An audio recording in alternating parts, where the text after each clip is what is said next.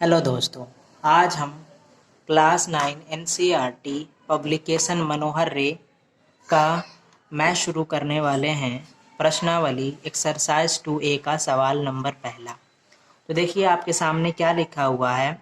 लिखा है ये बहुविकल्पीय प्रश्न है, 4 ऑप्शन होंगे इसके और चारों में से कोई एक सही होगा, उसे हमें छांट के बताना है।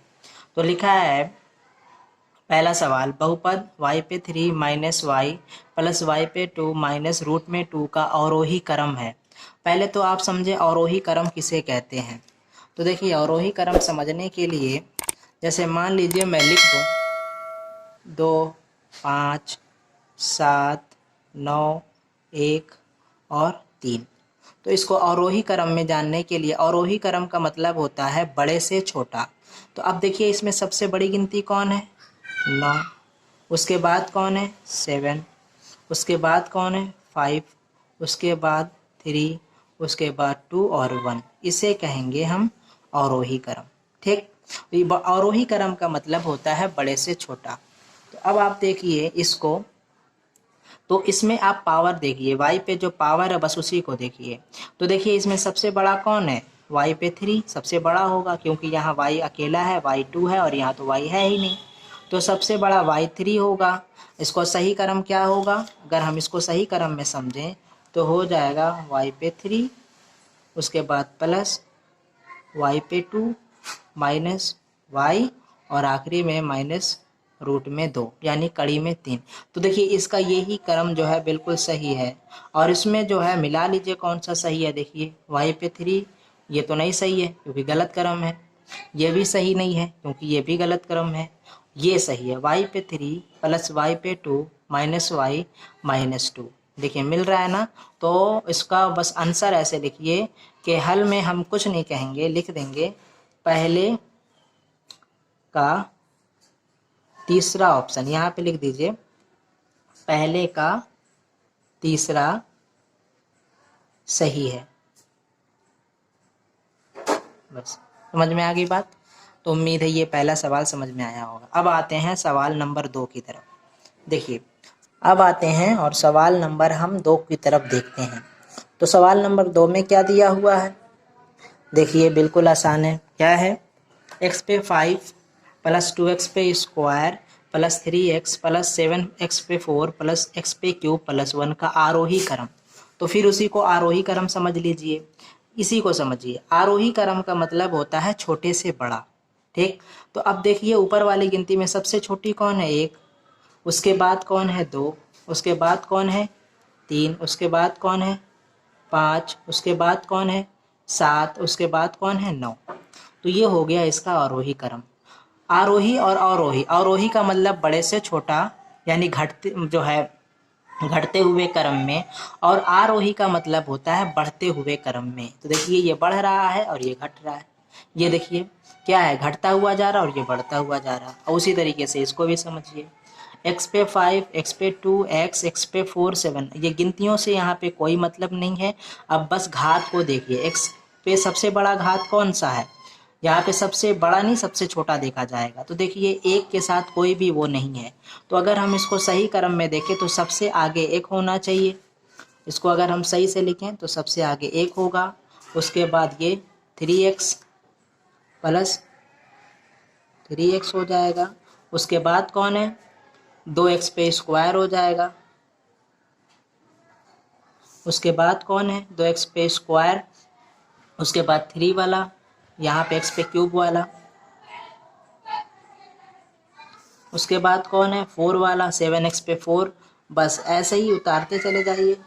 उसके बाद सॉरी ये तो 4। उसके बाद क्या हो जाएगा, x पे 5। ठीक, तो देखिए सबसे छोटा कौन है, सबसे छोटा एक माना जाएगा, इसके साथ कोई x की घात नहीं है तो सबसे छोटा ये।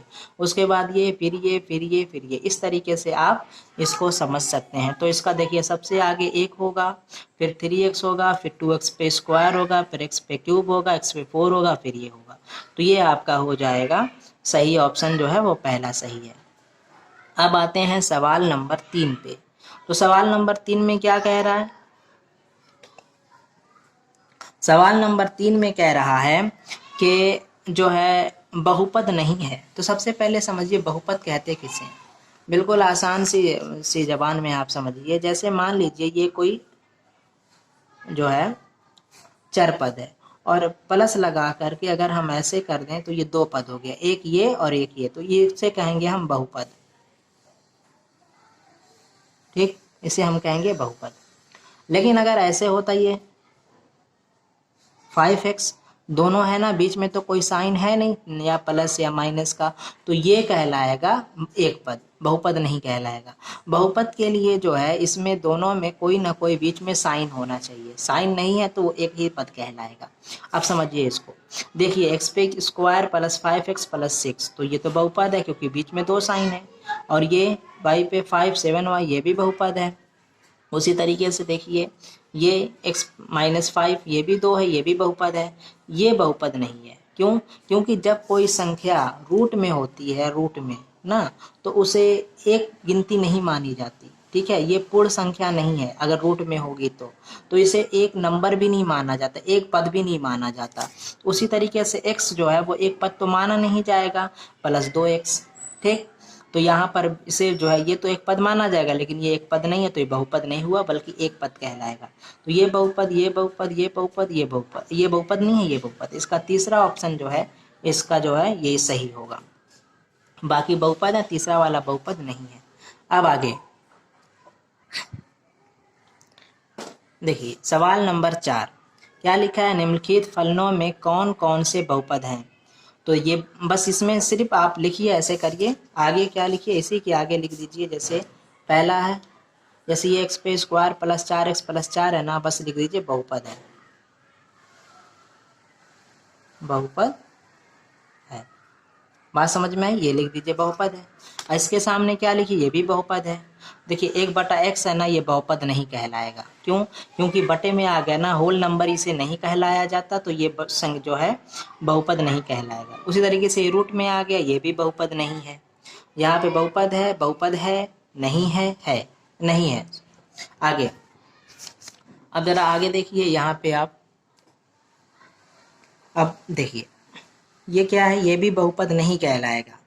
इसके पीछे वजह ये है कि 1/x पे स्क्वायर हो गया ना, x/x पे स्क्वायर हो गया, तो इससे ये गुणा किया जाएगा तो इससे ये कट जाएगा। ठीक, और ये इसका x पे 4 हो जाएगा ना, तो ये बहुपद नहीं कहलाएगा। ठीक, उसी तरीके से ये भी बहुपद है, क्योंकि देखिए इसमें दो जो है साइन बीच में, ये बहुपद कहलाएंगे।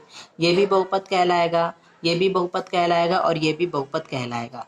ये दो है, पता चल रहा है गुणा की करने पर। अगर इसको हम थोड़ा सॉल्व कर लें तो देखिए कैसे होगा, इसे सॉल्व भी थोड़ा करके दिखा दें कि क्या है ये x प्लस 4 और x प्लस 5।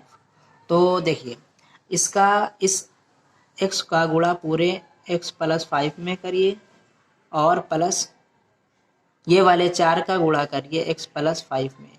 मतलब एक बार x का गुणा पूरे समीकरण में, फिर इसका गुणा एक बार पूरे समीकरण में। तो x का x से कर लेंगे तो स्क्वायर हो जाएगा, 5 का x से कर लेंगे 5x हो जाएगा, 4 का x से कर लेंगे 4x हो जाएगा और 5 चौके 20 हो जाएगा। ठीक, अब देखिए x पे स्क्वायर 5 4 9x हो जाएगा और ये हो जाएगा 20। ठीक, तो ये बहुपद आ गया, इसे बहुपद ही कहेंगे। इसको सॉल्व भी कर लेंगे तो ये जो है 8वां है, ये भी क्या कहलाएगा, बिल्कुल इस तरीके से अगर आप सॉल्व करते हैं तो ये बहुपद कहलाएगा। ठीक, इसको इस तरीके से सॉल्व करें तो ये बहुपद कहलाएगा। इसे ये जो है इसे कैसे होगा ये भी समझ लीजिए कैसे कहलाएगा। x प्लस 5 पर होल स्क्वायर, जब होल स्क्वायर होता है तो एक फॉर्मूला आता है a पे square plus 2ab plus B पे स्क्वायर। तो देखिए a बराबर x मान लिया जाएगा और b बराबर 5। a पे स्क्वायर यानी x पे स्क्वायर 2ab, 2 गुणे a का मान क्या है x, b का मान क्या है 5, प्लस b पे स्क्वायर यानी 5 पे स्क्वायर। अब x पे स्क्वायर 2 का गुणा 5 से कर लीजिए, 2 5 10x हो जाएगा, प्लस 5 का 2 बार करिए 5 25 हो जाएगा। देखिए यह क्या हो जाएगा, ये हो जाएगा बहुपद है, तो यानी ये भी बहुपद है। बात समझ में आई। और ये जो ना समझ में आए पांचवा वाला तो बहुत सिंपल है, 1/x², 1/x² से आप काट लेंगे तो ये कट जाएगा। देखिए इसके आगे माइनस है, इसके आगे प्लस है, इसको काट लीजिए। जब उसको काट लेंगे उसके बाद क्या बचा, x² और x²। तो जब हम गुणा करेंगे, देखिए गुणा किया जाए x² इंटू x², तो जब गुणा करिएगा तो क्या आएगा, x/4। बस देखो ये गिनती आई, बाकी ये तो कट गया, तो यहाँ से ये खत्म हो जाएगा। तो ये जो है क्या होगा, बहुपद नहीं है। तो समझ में आ गया होगा कि 2A का जो क्वेश्चन नंबर है, पहला बहुपद, दूसरा बहुपद, तीसरा बहुपद नहीं है, चौथा बहुपद नहीं है। अब उसके बाद क्या बचा, पांचवा बहुपद नहीं है, छठा बहुपद है, ये सातवां बहुपद है, आठवां बहुपद है, नौवां बहुपद है। और यहाँ देखिए 5 का निम्नलिखित में से प्रत्येक में x² का गुणांक बताइए।